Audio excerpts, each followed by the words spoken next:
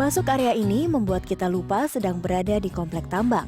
Kalau sebelumnya sejauh mata memandang hanya melihat tebing bebatuan, pasir, dan debu, di area ini mata terasa lebih teduh dengan warna hijau tanaman.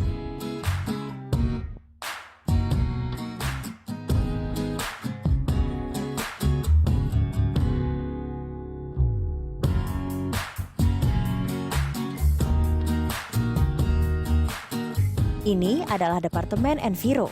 Para ahli teknik lingkungan yang bertugas di departemen ini memantau dan melakukan proses reklamasi di kawasan tambang batu hijau. Areal kita sebagian besar di dalam kawasan pinjam pakai. Nah, jadi kita sebenarnya meminjam ke pemerintah, dalam hal ini Kementerian Kehutanan, untuk melakukan kegiatan penambangan di sini. Nah, namanya juga kita meminjam, mesti harus mengembalikan seperti yang kita pinjam.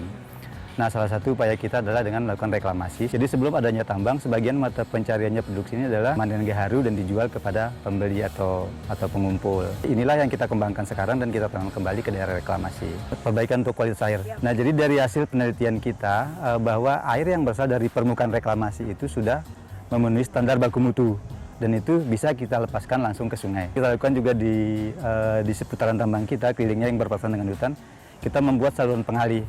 Itu fungsinya itu untuk mengalirkan air bersih yang berasal dari hutan, tidak tercampur dengan air tambang, sehingga debit air yang masuk ke sungai masyarakat juga akan bertambah. Dan itu betul-betul kita pisahkan.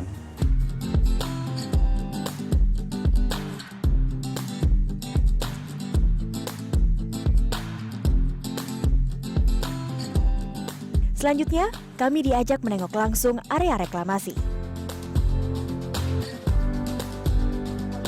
Nah, ini sekarang saya sudah ada di kawasan atau area reklamasi. Nah, mereka mengembalikan fungsi alamnya lagi dengan menanam tanaman-tanaman asli yang memang sempat ditebang di kawasan ini. Ini salah satunya kegiatan yang akan kita lakukan.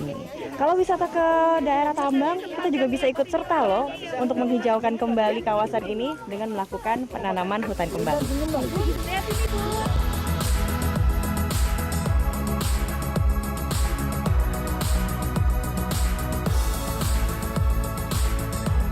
Usaha mengembalikan alam ke asalnya masih belum tuntas.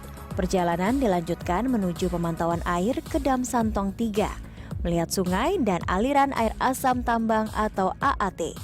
Pemandangan di sini nampak seperti objek wisata alam. Tapi apa yang ditampung di Dam Santong 3 ini adalah salah satu limbah berbahaya yang berasal dari industri tambang selain logam berat. Di tambang batu hijau, AAT ditampung di dam ini untuk didaur ulang dan digunakan untuk proses pengolahan tambang, tidak melepasnya ke lingkungan.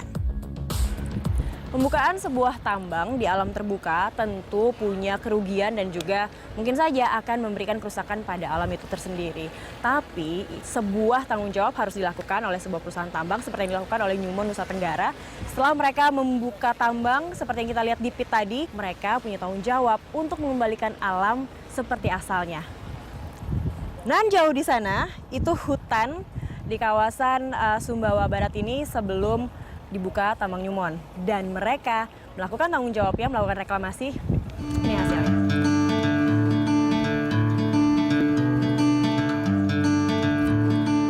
Dari hutan kembali ke hutan.